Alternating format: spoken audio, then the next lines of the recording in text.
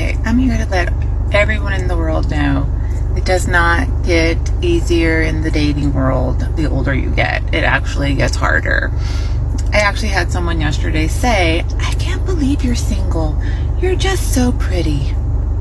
Okay, I didn't know that was a requirement to date. Secondly, yeah, no. But, however, I will tell you this. I don't have time for somebody else's crap. Do you know what it's like out there in the dating world? Have you tried these apps? They're freaking terrible. They're like shopping in a thrift store. I mean, that's what dating at 50 is like. Who's the least damaged freak out there? And by the way, I have to turn around and ask myself the same question. People are saying that about you too. So that's why I don't date. That is why. This queen is absolutely right that dating apps are like shopping in a thrift store. What she doesn't realize is if you are a 50-year-old woman on those dating apps, you are one of the items being sold in the thrift.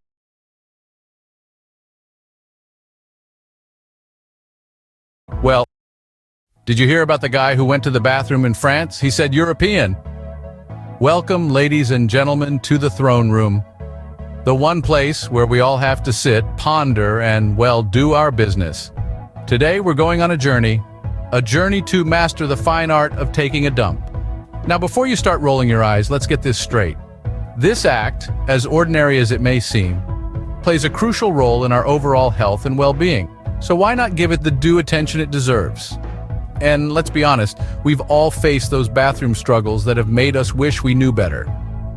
Remember that time you had to attend a dinner party and your stomach decided to play its own orchestra? Or when you were stuck in traffic and your gut decided to test your resilience? The sweet memories of public embarrassment, but hey, it's all part of the human experience. And then there are those times when you're home, comfortably ensconced on your porcelain throne, and you realize you're out of toilet paper. Or worse, when you're at a friend's place and you accidentally clog their toilet. Now that's a horror story right there. I mean, who hasn't prayed for a miracle while desperately jiggling the flush handle, right?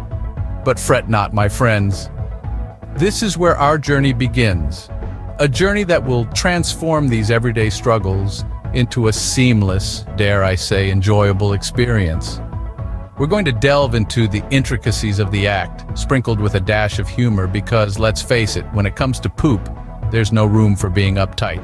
So buckle up, or should I say unbuckle, as we embark on this scatological adventure. From the right way to sit, to the perfect technique for wiping, we're going to cover it all. And by the end of this journey, you'll be pooping like a pro. Now that we've broken the ice and possibly some toilet seats, let's move on to the first step. Preparation is key. In the words of the wise, never go into battle without your armor. Now let's talk about the first crucial step in our journey to the porcelain throne, the preparation. And by preparation, we mean diet and hydration, folks. You see, what we consume plays a significant role in how we, well, let's keep it classy, how we do our business. And yes, you guessed it right. We're about to dive into the nitty-gritty of poop science. Imagine your digestive system as a grand opera. Every morsel of food you consume is like a performer on stage. Some foods step into the spotlight, giving a stellar performance, ensuring everything moves smoothly behind the scenes. We're talking about your fiber-rich fruits, veggies, and whole grains. These superstars are the key to a standing ovation, or in our case, a smooth, effortless bowel movement. Then we have those foods that are like the stagehands, necessary but sometimes causing a bit of a ruckus behind the scenes. These are your dairy products, processed foods, and the ones high in fat. They might make the show go on, but not without a little drama. And let's not forget hydration. Water is the unsung hero of our digestive opera. It's the orchestra conductor, setting the tempo and keeping everything flowing harmoniously. So remember to keep sipping that H2O all day long, folks. Now here's a joke to lighten up the mood. Remember, you are what you eat. And sometimes what you eat is what you excrete. So if you've been binging on those cheeseburgers and fries, don't be surprised if your next visit to the throne room feels like a scene out of a horror movie. But hey, we're not here to judge. We're here to guide you on this journey to mastering your true purpose. Because taking a dump, my friends, is not just a bodily function. It's an art, a science, and a testament to the saying, you reap what you sow. Now that we're all filled up and ready to go, let's dive into the action. Scene script. Have you ever heard of the saying, position is power? Well, it applies.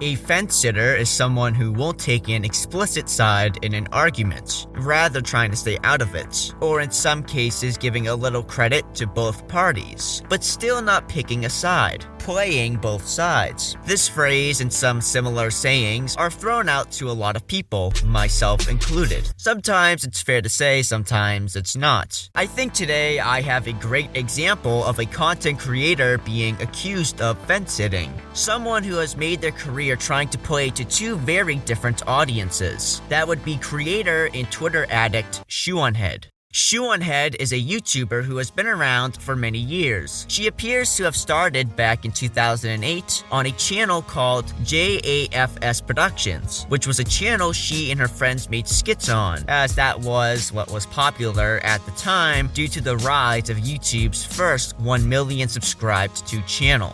Fred. Fucking Fred. This didn't go anywhere, and she would then start posting onto her current channel, Shoe-on-Head, in 2010. This channel didn't go that far at first. In 2012, the channel was just being used to upload vlogs. Each of the vlogs would garner around 1,000 views. Nothing political yet. Her online career would not go anywhere until summer 2014, where she posted a video called Oppression Olympics. Hey there, pretty lady! Do you wear heels? Do you wear makeup? Do you want to go on a diet and get thin? Don't do any of those things! Hey, I'm a feminist! That's right, a feminist in 2014 America!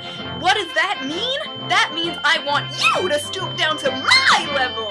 And that means don't go on a diet, don't wear heels, don't do makeup. The video would achieve a lot of success, thanks to YouTuber Thunderfoot.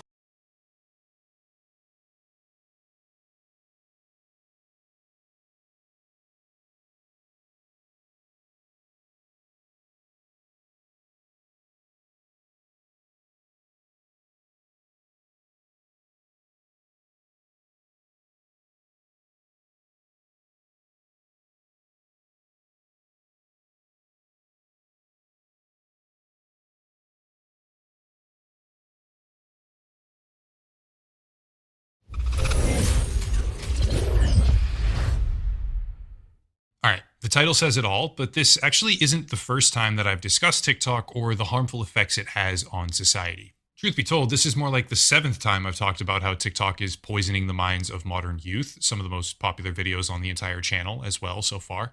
But that rhetoric is now, thankfully, being echoed elsewhere. Led by an organization called Claims Hero, a growing coalition of about 5,000 parents as of right now are suing the application for poisoning their children, citing the addictive properties of the algorithm and calling on tragic examples where challenges on the platform caused actual deaths. It's a noble and necessary goal, in my opinion at least, but today, yet again, I want to closely examine TikTok, generally speaking, look at statistical trends, and regardless of the outcome in this particular legal battle, warn parents about the poisonous nature of this application that a growing number of teens consistently use. For starters, unfortunately, as already mentioned, the challenges can kill people. There are myriad examples of dangerous trends to draw from on TikTok, but here's the type of thing I'm talking about specifically when I say the word dangerous. Holding your breath till you black out, covering your entire face in wax, which then hardens and can be an asphyxiation hazard, inserting a penny in electrical sockets, overdosing on Benadryl so you might hallucinate, kicking the legs out from under your friend as they jump up and down, that one's called the Skull Crusher Challenge, believe it or not, and boiling chicken in NyQuil. Obviously, you should never do any of these things ever, but on TikTok, they're challenges people do for views. There's plenty more examples, by the way. The actual brain rot behavior on TikTok is astounding, to say the very least, but these trends alone have caused a high number of hospitalizations and multiple deaths. Now, some can argue that this behavior is not the responsibility of the platform itself because action moderation falls to the user above all else, but don't worry because that's not even the central pillar of this video. The psychology of social proof, as it's called, is important here because humans have an innate characteristic where they look at others around them for what they should or shouldn't be doing. Conformity to social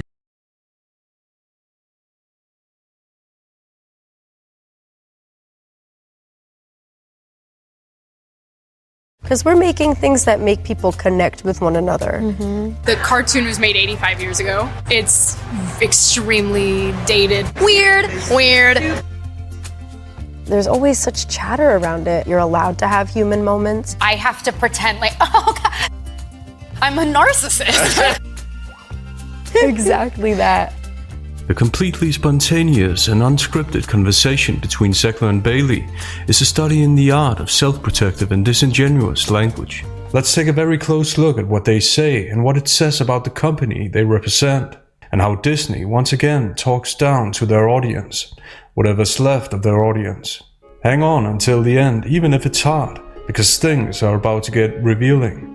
If you liked the video, feel free to click the like button and subscribe for more stunning and brave videos. Time to get the party started. First of all, it's important to note that a conversation like this is a paratext. Paratexts are posters, websites, trailers, interviews, and everything else that functions as advertising for the movies. In this case, Snow White, Hunger Games, and The Little Mermaid. Thus, paratexts say something about the movie and guide the viewer's perception of it, and thus we can be sure that the statements of the actors and actresses are completely aligned with the marketing department at Disney and essentially aligned with CEO Bob Iger's intentions. This means that when Sackler and Bailey praise each other's movies and performances, it's an attempt to guide the viewer what to think about them and their movies. Ultimately, it's obviously about selling tickets. And we took a photo because they had just announced me as Snow White. Yes. And it was so sweet because your sister was taking the picture and then told me that I looked like the cartoon. And it was really sweet. And I carry it with me. She's the best. But both of you are just like, oh, like just quintessential beautiful souls. Oh.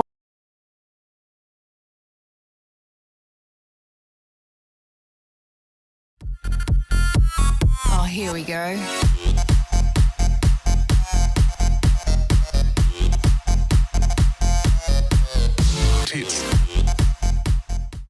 Well, hi everyone. Okay, so I just had to show you this video because it made me laugh. The lack of self-awareness in this video is astounding. So today on Sugar Tits' guide on how to not be a dumbass female bimbo. Hi, I'm Alicia Mira and I'm a professional bimbo. Since you last saw me on Hooked and Look, there's so much stigma attached to the word bimbo. Being a bimbo is empowering because you're fighting back to a system that's been demoting and censoring women like me for so long. I have had a rhinoplasty. I have had 2 breast enlargements. Lots of fillers, video threats, Bimbos don't age, we just become more plastic. They think that I'm dumb. They think that I am vapid, but I am really proud to be a sex object. You cannot shame me.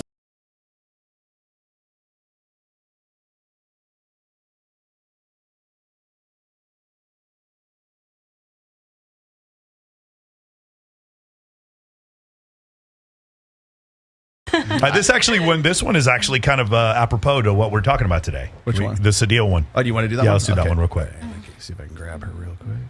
Sure. This is Sadia on Chris Williamson, and also just kind of undoing some of the damage from the red pill conversation. How do you mean? Here's another. I feel like it's done the exact terrible impact that feminism had at women's belief about men. Red pill kind of did the exact same for men. It gave them a home. For the men that hate women, it gave them a home, but it's in the wrong hands. It's okay when it's in the hands of psychologists and people who understand human nature, but when it's in the hands of a 27-year-old boy who just wants to make it in social media, or somebody whose life experience is just making TikToks, and he's the one teaching men how to view women, it's dangerous. It's super, super dangerous. So I would love to undo the damage of some of that. There you go. All right, what do you think? I'm curious. I don't even know, because I think a lot of the girls here might not even know what the red pill community is. So I'm just gonna tear her down here really quickly. I'm gonna quote Nick Krauser, who is, I don't know if you're familiar with him. He's old school PUA guy. Nick used to say this, is that the red pill and game and pickup artistry has done more for understanding intersexual dynamics and human social sexuality in the 15 years, 20 years that it's been around than psychology or sociology has been able to do in like hundreds of years. Yeah. Because the guys go out and because there were certain ethical considerations that, you know, social scientists and psychologists had, like experimental psychologists had, that they simply couldn't go do, right? One of the reasons why I think that we hold like David Buss in such high esteem is because he was doing things that nobody would really like organize to go do. Sure. Because it wasn't ethical, or if it wasn't something that people would really have maybe even the cultures that he was going to go and survey would have been a little bit, you know, put off by some of the questions he was asking them, because there's also the cultural aspect of it as well. But now we live in a society once again where the genie's out of the bottle and the toothpaste ain't going back in the fucking toothpaste, you know, tube again.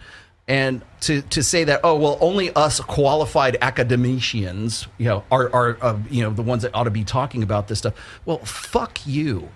Because the guys who went out there during the early years, during the mid 2000s, went out there into the clubs, went out there into the field, did the field work, came back, said, you know what, this is working, this isn't working, and we ought to go back back and okay, it's hypothesis. It's just the scientific method. Is all it is. It's like, did this work? This part of this hypothesis worked, but this didn't seem to, you know, replay in the field, or somebody from Johannesburg, South Africa does something that a guy in Los Angeles does, that a guy in Japan does, that a guy in, you know, Estonia does, and they all compare notes. And the problem is that we're at the point where we're at right now, and they're even having this conversation.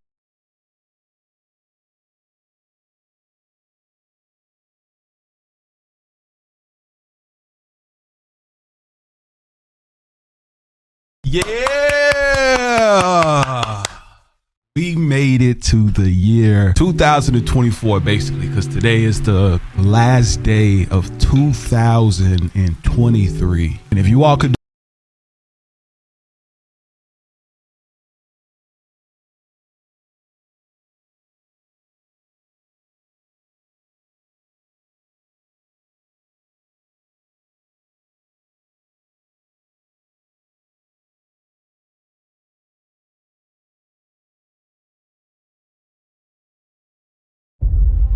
Something bad is beginning to unfold in economically developed nations. The more that I think about this, the more I feel like we might be totally fucked. Young men are abandoning colleges at a rapid rate.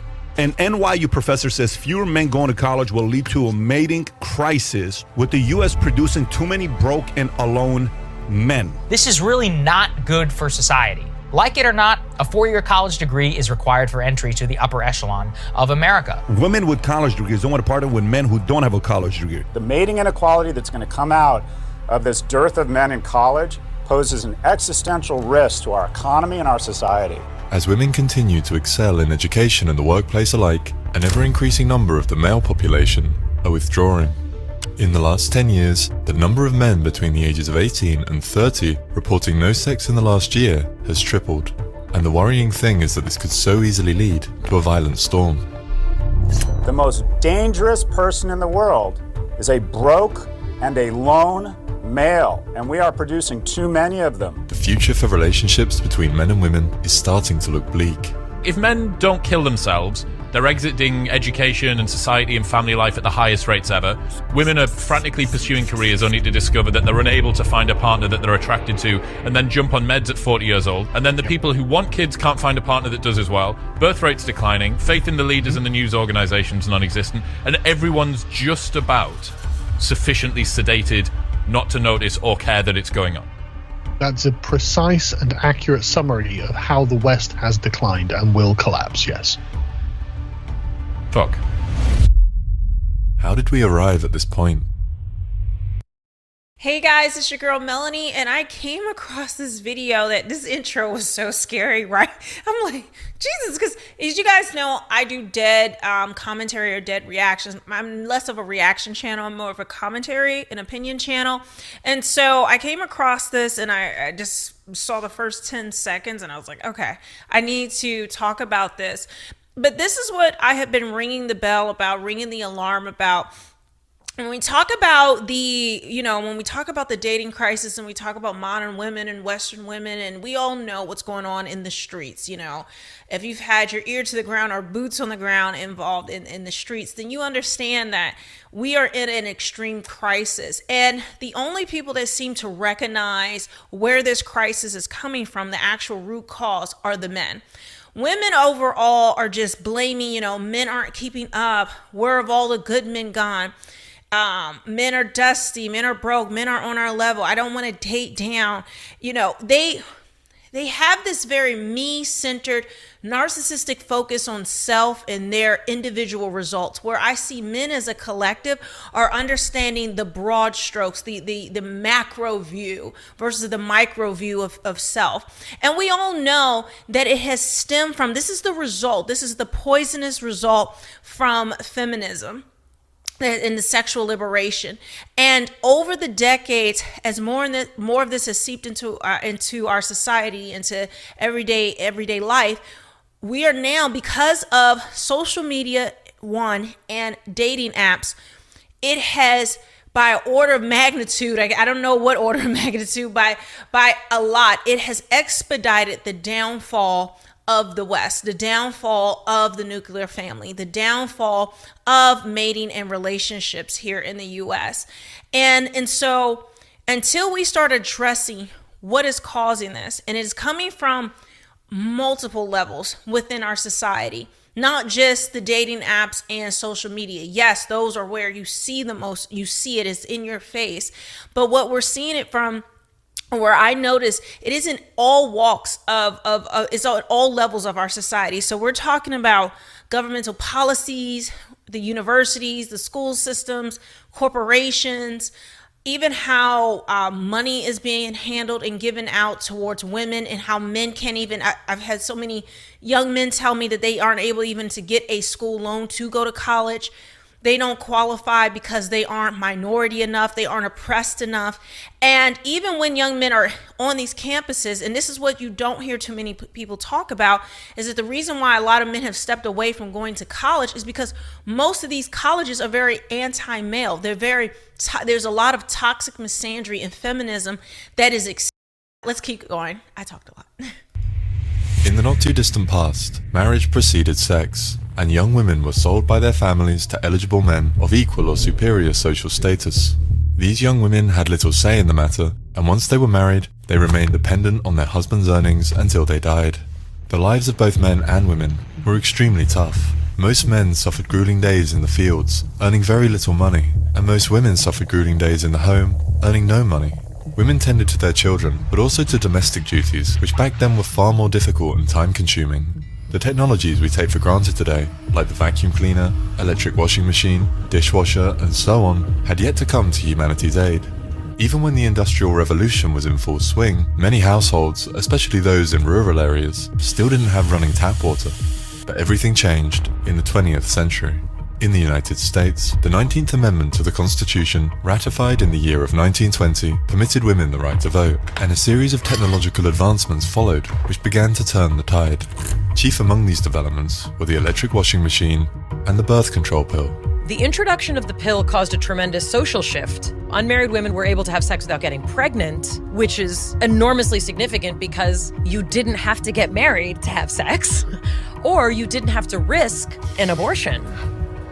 Control over the reproductive process in particular meant that women were free to pursue educational and economic success for the first time in history. Son of a bitch! We struck the mother lode! Marriage became a matter of choice as opposed to a social or economic necessity. By 1970, 50% of single women and 40% of married women were participating in the labor force, and 1981 was the last year that more men than women graduated from a 4-year undergraduate program. Now, 60 years after the release of the birth control pill, young women are steaming ahead. In the UK, women in their 20s earn, on average, $1,100 more per annum than their male counterparts, and they're doing way better than men on the educational front. What's happened is that males have fallen rapidly behind females at every stage of the education system and in every advanced economy in the world. On pretty much every measure you can look at, girls are ahead of boys, and that's increasingly true even in subjects like math and science. Nobody predicted that once girls and women caught up with boys and men, that they would keep going, and that we would now have a bigger gender gap in higher education than we did 50 years ago, just the other way around. After centuries of men dominating the economy, I want to say this as well. They can't just put it like women are just achieving on their own merit.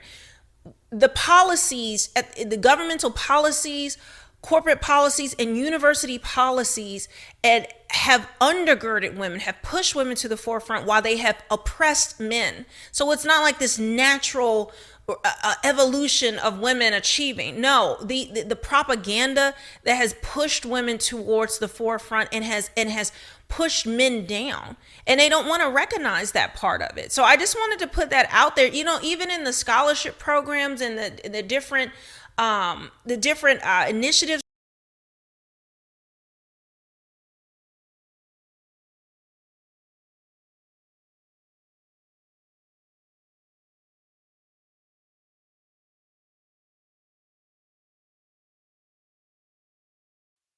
If I was a man, and I'm not a man, but if I was a man, I wouldn't hire a woman. I wouldn't do it. And I say that all the time, and I say that, and that is something that women need to consider when they're talking about this stuff. When you are saying that a man complimenting you and saying, I really like your outfit today, is a form of sexism. If you're a man, why hire a woman? Welcome back to Chowtown Pod. It's your host, Red. I got a video today from Latest Juice. Me too, and the consequences of women reporting men en masse.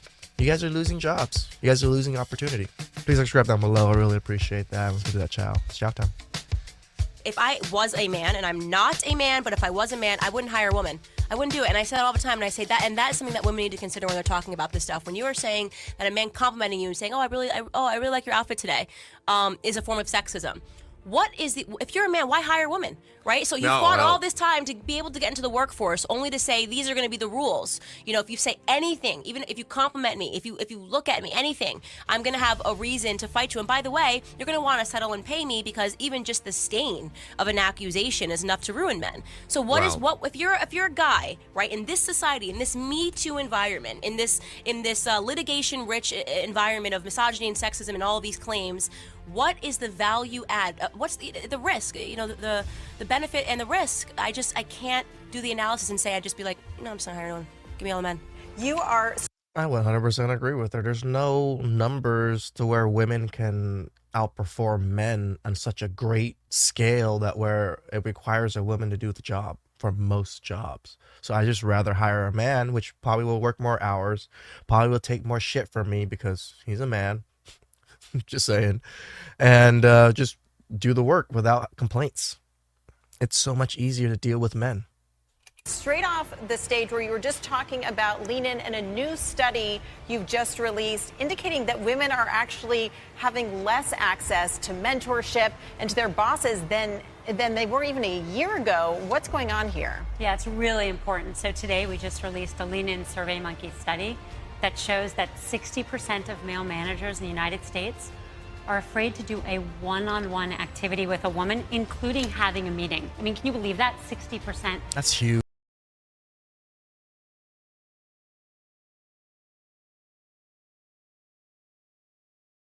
Three facts about Emma Watson that you didn't know about. Number 3, Emma Watson admits to having a crush on Tom Felton during filming the Harry Potter because he was a little older and she saw him as a bad boy. Number 2, Emma's favorite book from the Harry Potter series is Harry Potter and the Prison of Azkaban. Number 1, even though she is famous for playing the brown-haired Hermione Granger, her natural hair is blonde. 3 facts about Emma Watson that you didn't.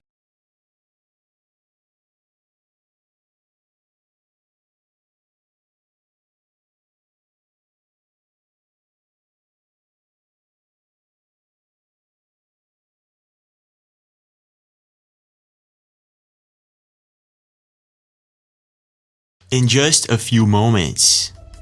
Wow. What's really going on?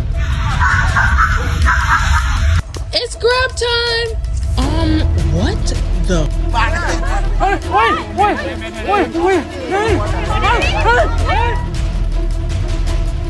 John! There. Right up there. That thing was open. It opened completely up, and then it closed back up. Mira.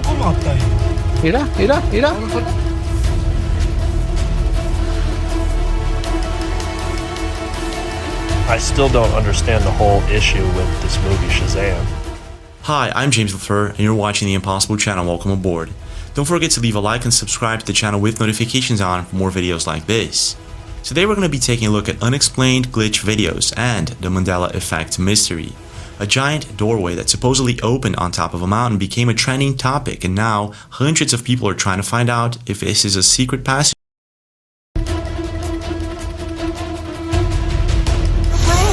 Are you recording this? What's going on? Well, check it out for yourself. It's back again. But this time, I'm gonna see what it is. Look, it's Bigfoot. I know I'm a little slow, but that's not an airplane. Whatever it is, it's shaking my house. La inundación, entiendo lo mojado, pero la espuma como por qué. Mira lo que es esto, parece una nave espacial. Bro, look at these clouds. What is going on? Hi, I'm James LaFleur, and you're watching the Impossible Channel. Welcome aboard. Don't forget to leave a like and subscribe to the channel with notifications on for more videos like this.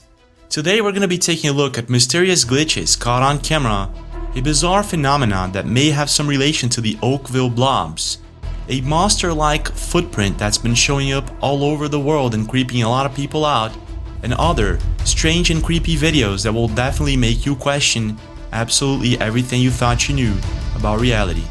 Are you guys ready? Well, let's go.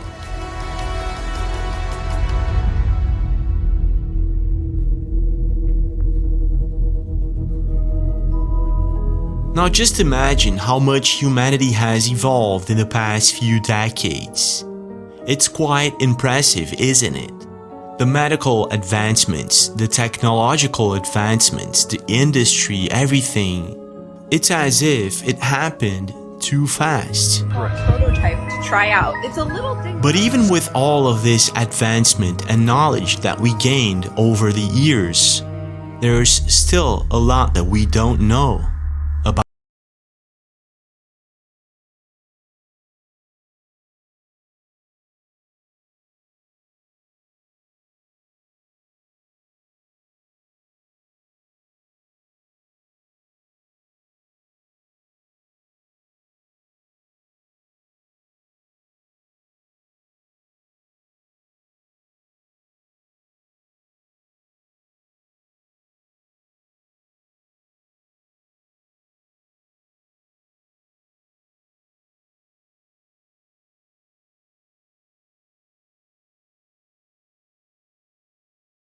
It is actually like a little cockroach. You squish it, but it lives.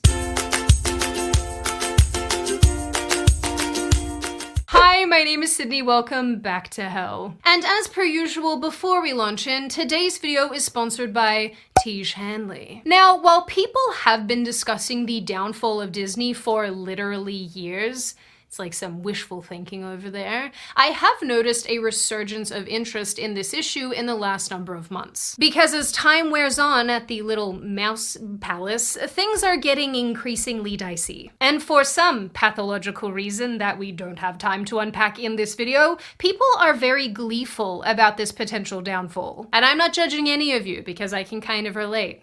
They keep killing the things I love. Personally, I like to weigh in on what Disney is doing when it interferes with the things that I care about, namely the classics and the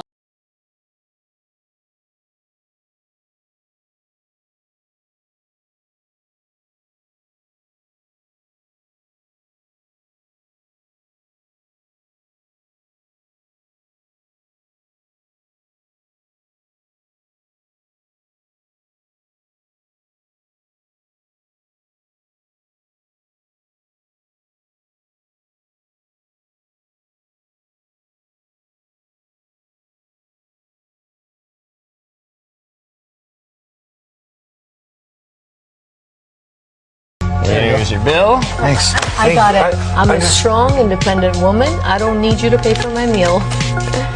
Thank you. Why is there so many numbers? That's the total, without tip. I thought it was the phone numbers. You know what? I'm feeling super traditional today. Are you? Yeah. All right. You can take it. Thank you. I'm so honored. Well, that's a lot. You can be strong tomorrow. Okay, thank you. When the numbers are low.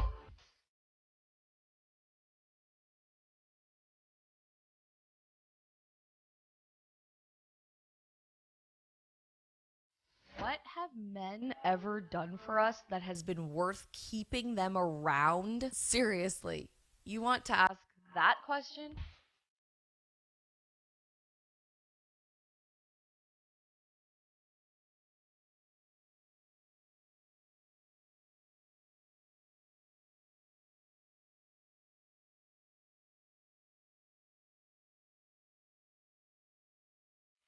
I am so tired of our society pretending like men don't matter, like masculinity doesn't matter.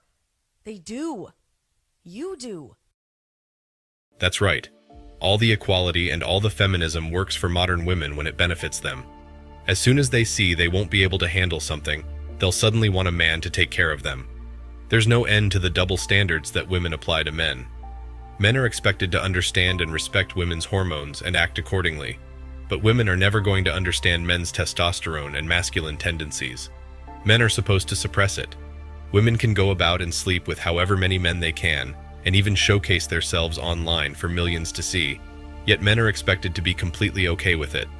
Here's the truth. Everybody has a past. And yes, you're going to be judged by it because your past, both good and bad, will catch up with you no matter how hard you try to hide or run from it. Women are extremely interested in knowing about a man's financial future when it comes to long-term partnerships or having children. You must thus take her personal history very seriously. Women don't pay any attention to your difficulties. Sadly, modern women will wait for men at the finish line just to hitch a ride to success. That's the reality that many men seldom seem to know. It's a give and take in any relationship, and women make sure they know they are with someone who can provide for them. Similarly, men need to know what her past was like, how many men she dated, did she cheated, or is she divorced, or how many guys was she in a physical relationship with. Men need to know this so that they know if the woman they're going to invest their time, energy, and resources in is loyal and will stay with him.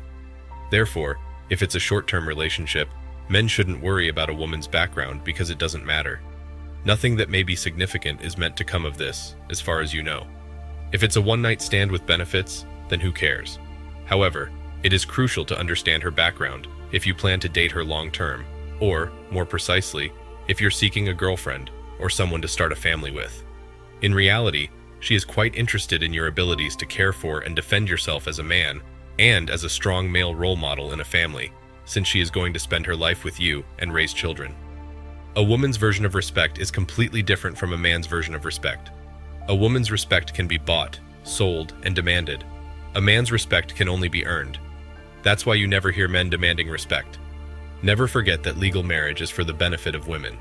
Legal marriage is a contract between the man and woman and the government, with the government being on her side.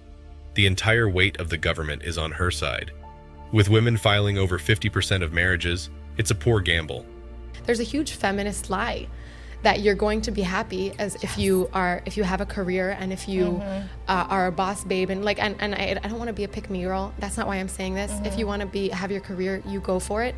But I noticed for myself that I was doing that against my nature. When you say pick me girl, define that. I've heard that term a bunch. Yeah, I mean there are some girls out there that will say things just to please men. Like pick me. Yeah. Okay. And so maybe that's why like for me against their I'm own like, interests or against their own beliefs just to get I would say picked? here's a great example, no shade, but some of the girls on Fresh and Fit, for example, will blindly agree with anything that they're being told so that they don't get abused, verbally abused or whatever, or kicked out or whatever. So that's like, pick me is just, maybe I'm saying it wrong, I don't even know, but I'm not gonna have an opinion just because I want to be accepted. Gotcha. This is my actual opinion.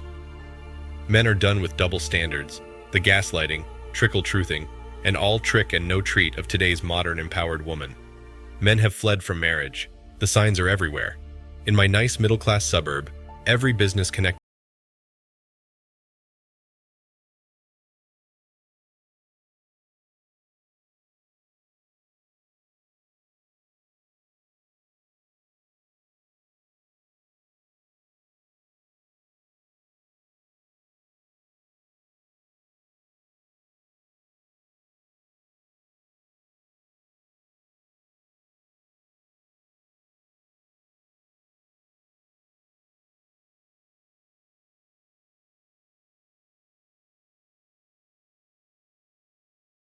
Wow, I can't even believe this stuff is actually happening right now, bro. Like, I really can't believe that stuff like this is going on. Like, I know that we do a lot of reactions like this, but it just does not make sense that this one completely stands out of all the other ones. Like, no, look at this for real, y'all. You know the one thing about flat Earth that does trip me out? Google images of satellites. They're just all... There's no real pictures? They're all graphics? Yeah, dude. Not a single one is not. This is the one thing that tripped me out, I'm not gonna lie. They're all just like renders. I've never seen a satellite that was real. I'm just saying, I'm not a flat earther, I'm just saying. Yeah, that is very strange now that you bring that up. Why would they want to sell us on Earth being round? That's not the only thing they're selling you on. They're selling you on space as well. Because you're thinking outer space and all those other planets and stuff real? like that. Yeah. Huh? You don't think they're real? You don't think sun's real? No. Sun is real. The sun and the moon is real. Okay. But outer space is not. Yeah, because we haven't seen. Then what is it? What are we It's doing? water. Over the firmament is water. Over the firmament he's talking We're in the ocean right now? We under the firmament, under the dome, and there's water over the firmament. Says it in the Bible.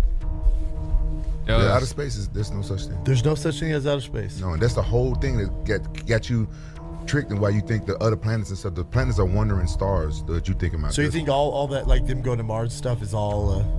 How they going to the Mars? Why they don't put the same rover on the moon so we can watch the Earth spin right now? How they gonna go to Mars? We're talking about building a society on Mars, right? Yeah. Why they doing that? Why they ain't got the same thing on the moon right now though? Yeah. How they gonna go to Mars? Like the whole thing is like we never went back to the moon, right? Yeah. Why not? Yeah, I know. Yeah. Yeah, we never went back. Yeah, that's still the speculation. How won't y'all just reload the same one and just take it back? If it worked the first time, do it again. About the black man putting on a dress conversation. You talking to a black man that put on a dress. That conversation to me it's silly. It's a negative thing that is only in black people. We have, for some reason, been programmed to look down on the craziest parts about our experience. That we're supposed to not embrace our past, not embrace our history, not embrace our heroes, not embrace our different levels of comedy, that we have to be this way. When Robin Williams puts on a dress and is Mrs. Doubtfire, he gets nominated for an Oscar and white people think it's brilliant. When black people put on dresses, all of a sudden we're labeled by our own people something negative. That's cope. You want to wear a dress. That's what I just heard. You like that dress you was wearing. I guess when they jump off a cliff, you gonna jump with them. I guess when they off their manhood, you gonna do it too. About the black man. Oh my God. Hey, I told y'all to each his own, but I know it ain't for me. You know, whatever floats the boat, but it ain't for me. So. Hi folks, welcome back to Things I Would Never Do as a Retired FBI Agent. And today we're going to talk about why I won't get my news from either of the two major cable outlets. In 22 years as a criminal investigator and media rep for the FBI, I developed a pretty good bullshit detector. And it's telling me that CNN and Fox News are just two sides of the exact same coin. One of them wants you to believe that we're becoming a fascist country. The other wants you to believe we're becoming a communist country. Of course, neither is true, so why do they do it? Well, to keep their base viewership, to sell advertising, and to stoke the fires of fear that keep them in business. I know many of you have already tuned them out. Where do you get your news? Answer in the comments below. Follow me here, and it's Steve Lazarus. That is a pretty good opinion. Where do you get your news? Because it seems like it's so many different news outlets.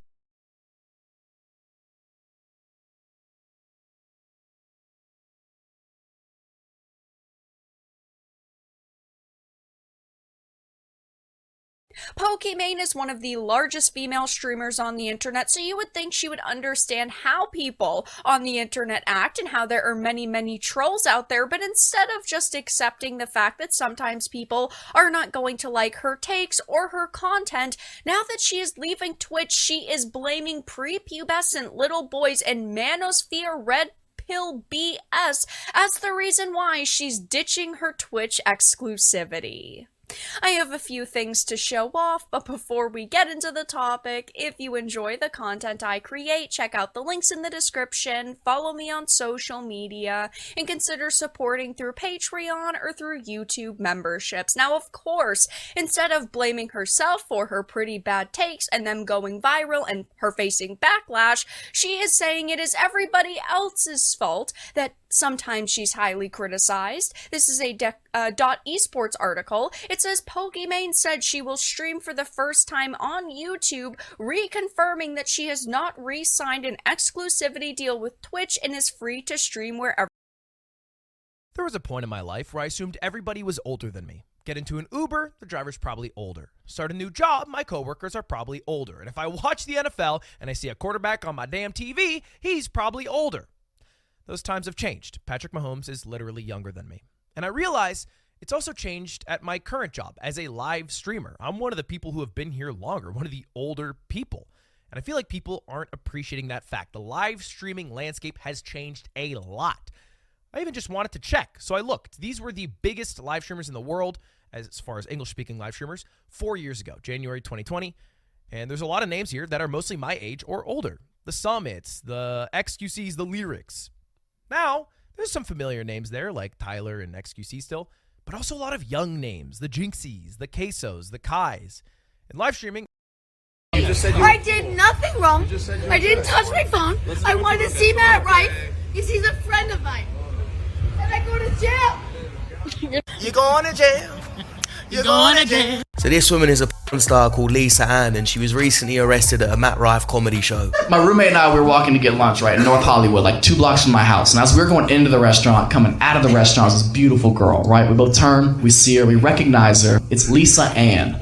Ladies, she's like the number 1 star in the world. Guys, you know who the I'm talking about. Now, Matt Rife and many other comedians usually ban people from using phones when they attend their shows, and Lisa Ann is claiming that she was kicked out and arrested for using her phone, even though she wasn't. That just makes no fucking sense. I mean, it's just bullshit. She said on Twitter, "This is not a bit, real life. I was arrested tonight. Matt Rife show at Radio City Music Hall. Tonight I was arrested and harassed by the NYPD. They offered me a choice to be 5150 by ambulance and admitted to the hospital, or arrested and put in jail over someone thinking I used my phone." Then she posted a bunch of these pictures from porn star to gangster. When NYPD tells you your purse is not yours, you have no rights. If you think different, you get 5150 in the hospital. Now it says here, 5150, mental health professionals can place a patient on an emergency 72-hour hold, or 5150 if due to a mental illness. They are determined to pose a danger to themselves, a danger to others. Now I'm pretty sure that you can't get arrested for just using your phone at a comedy show. Maybe get kicked out, but not arrested. The fact they had to check this lady mentally and check that she didn't need Michael suggests to me that she was kicking off. Someone else said in the comments, I was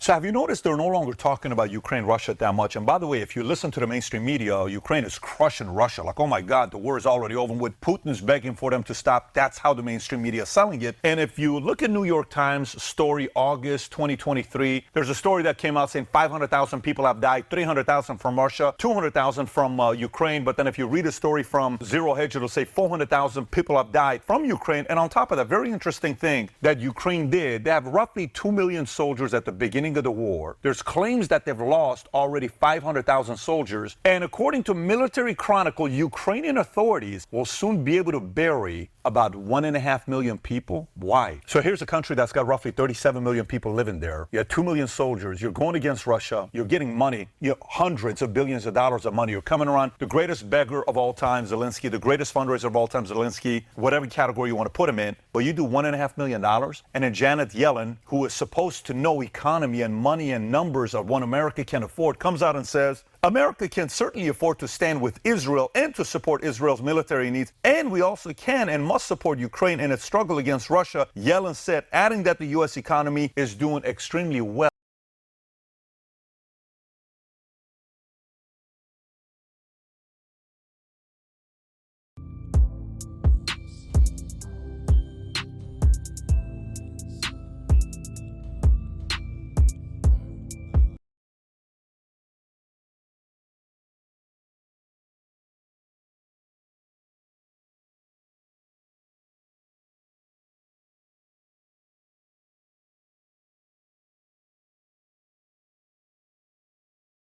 The secret we never wanted revealed as women is that as women, we have a switch, like a light switch with sex, and it is either off or it is on. And we all know we have this switch and that we have the capacity and the choice to turn it on and off when we want to.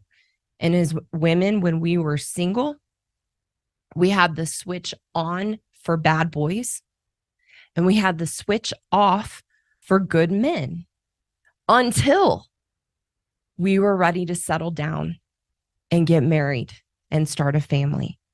And so good men can know if you struggled to get women when you were younger and before you were married, or if you're watching and you're single, this will shed some light for you too. If you didn't have a lot of women until you met your wife, it's because she had her switched off. And then when she was ready to settle down, she turned it on and she used the on switch with sex to trap you to get what she wanted, which was to get married. And so when we're ready to get married, our biological clock is ticking. We get a good man and we enjoy sex. We want to have plenty of sex. And then we get what we want, we get married, and the sex stops. Hey guys, it's your girl Melanie, and I'm back again with another commentary on Happy Wife School. I spoke on this before. This is intuitive to me, just like seeing how women behave, and that they, sex is just given away. Like I honestly, I say this all the time, that modern dating, that the Western woman is now basically a lady of the night for Chad and Tyrone. And I've yet to be proven incorrect about this. When women are finally wanting the nice guy, the good guy, and you're getting sex from her, it is because she's hit the wall, her clock, or she's approaching the wall. She's ready to settle down. Her feelings have been hurt by Chad and Tyrone too much. She's tired of getting ran through. But make no mistake, that is just a bait and switch. And this is why a lot of men see sex diminish in their marriage. Now, it's not always the case. I will say that. It's not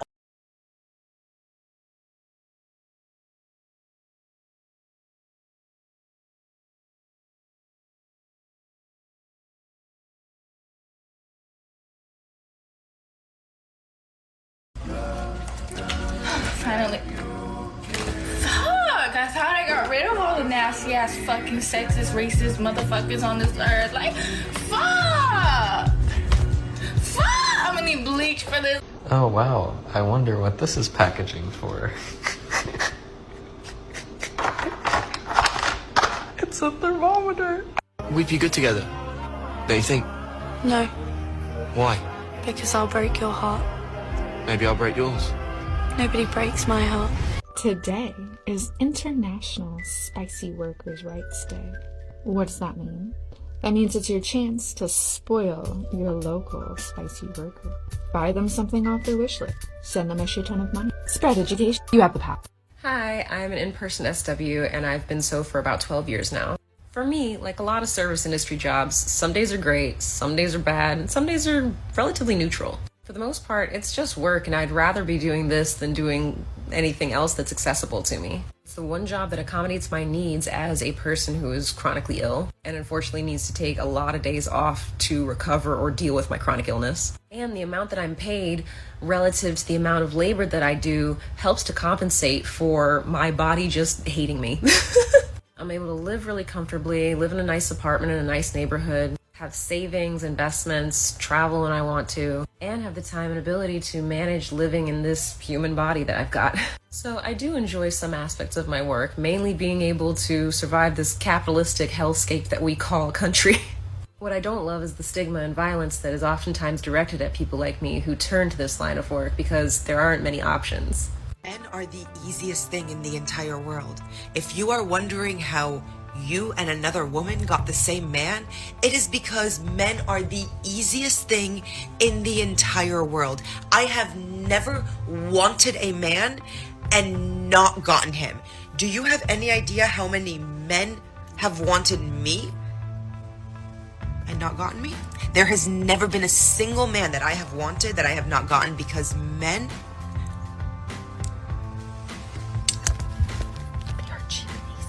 I downloaded Hinge this year. I've never had a dating app in my life before, and I'm glad because it's terrible. But so when I do match with someone and someone piques my interest on there,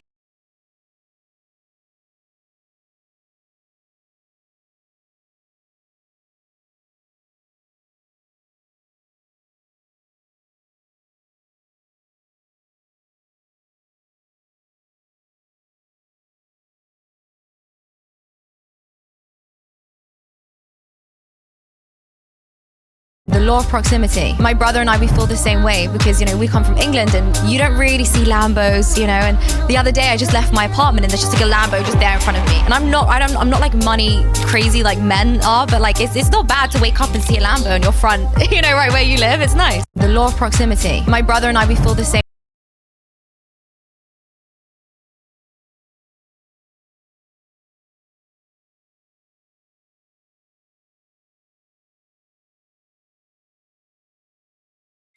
A warm welcome to this talk, and it's really quite an important one, and I'm so pleased to welcome Professor Angus Dalgleish. Professor, welcome and thank you for coming. Thank you.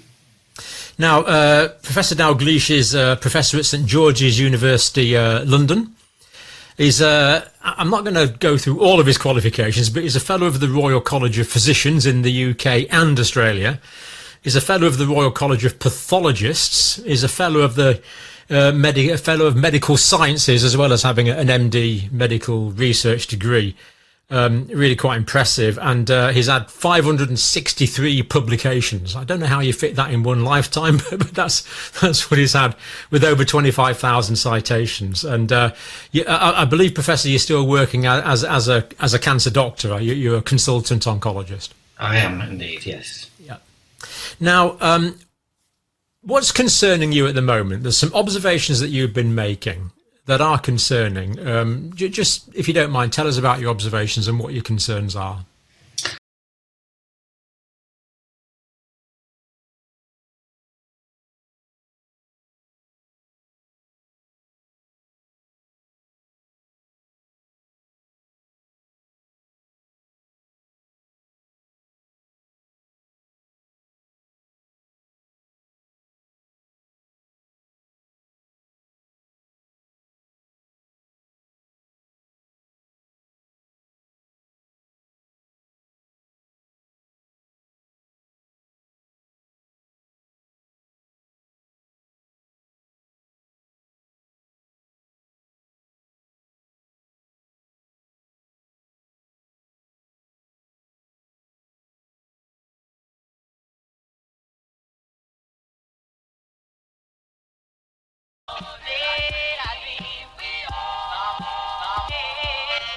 Hey everyone, welcome back to the channel, or welcome to the channel. We are back with our Topic Tuesdays, so let's get into it. Single and successful or happily married housewives, pick one.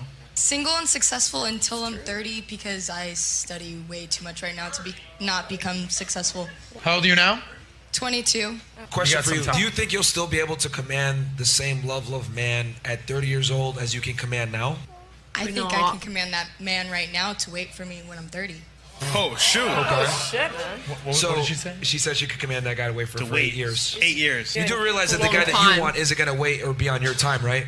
I know I'm going to meet a guy when I'm 30. Are you going to tell me I'm going to change dramatically at 30? Well, did you not say you want a man that's a leader? If I want to get with you when you're at your peak and I hold off on that, that quite literally puts you in the leadership role. And you're So going do to you not think respect I me. should just drop out of law school and get married and just get kids? I'm not. I have no problem with women that want to chase a degree and get educated, whatever it may be. That's fine. But that comes second to your man and your family. I do think it's possible to study or work long hours and still be in a relationship. If they are the right person, they will understand what your career is and what you need to do. And in a way, you just come together and work together. I don't think anybody's going to distract you if they are the right person. Obviously, you can get distracted if there's a lot of stuff going on in that relationship, and it can probably bring you down or, you know, make you fairly stressed, which probably stops you from working. Yeah, a lot of the time people are together and they're still working or studying.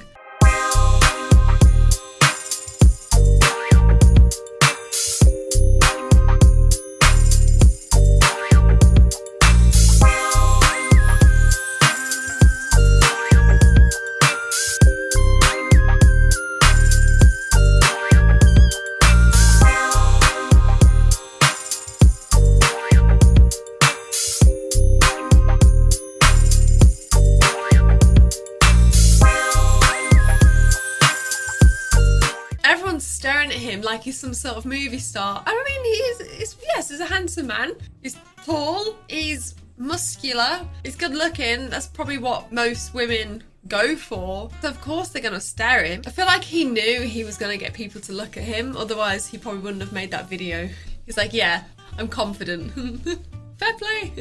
If you're dating a girl,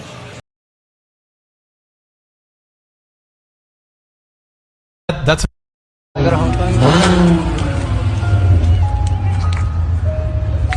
Bro? Oh my god. No way. He needs some milk. What? But you can't do this to me. You know how much I sacrificed? What's your body count? Oh, we're getting into it. Me. My mom's gonna watch this. 13. Okay. I think 10. I need to know how old they are as well, because that determines a lot of the reaction as well. I don't want to think of each one as like a number, so yeah, I'm not gonna answer that question. Look at that girl. Oh, no. That girl right in the front with the side eye, that's the reaction. Ugh, I don't think of them as a number. I think of that you just don't want to answer how many girls you've slept with. When are we going to normalize not being shameless and preserving our bodies for that special someone? Well, unfortunately, it looks like that ship has sailed along with common sense a long time ago. Or did it? What's your age? I'm almost 29. What do you think the way you're dressed right now communicates to men? Not your norm in Miami, right? Like, look around right now. No one's dressed like this. How are they dressed around here?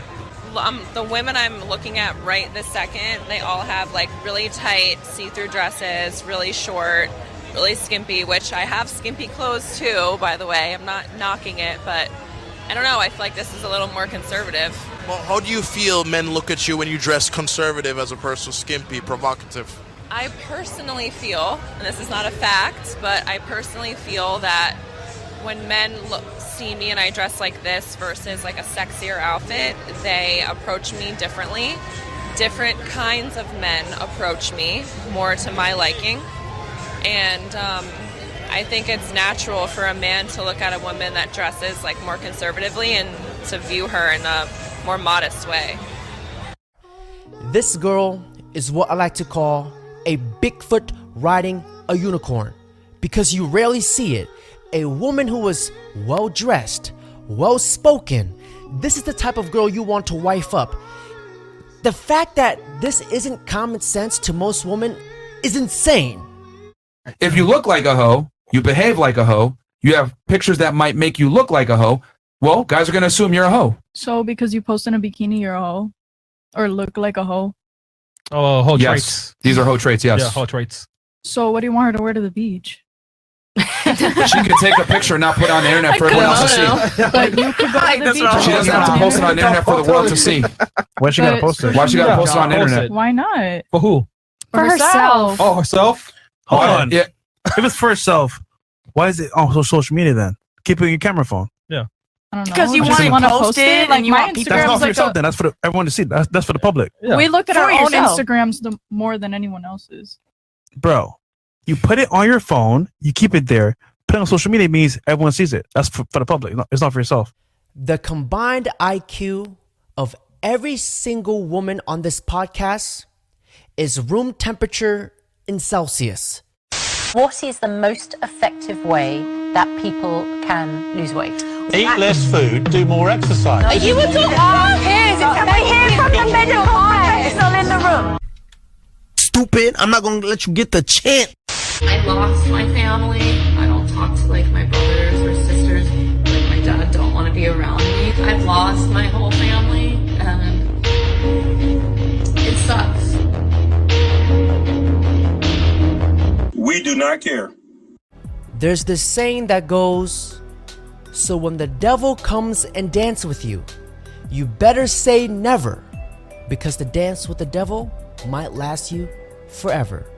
Certainly, money isn't everything, because it's not gonna buy the respect of your family. And having the respect of your family will always outweigh any piles of cash. Prayed for snow on her wedding day.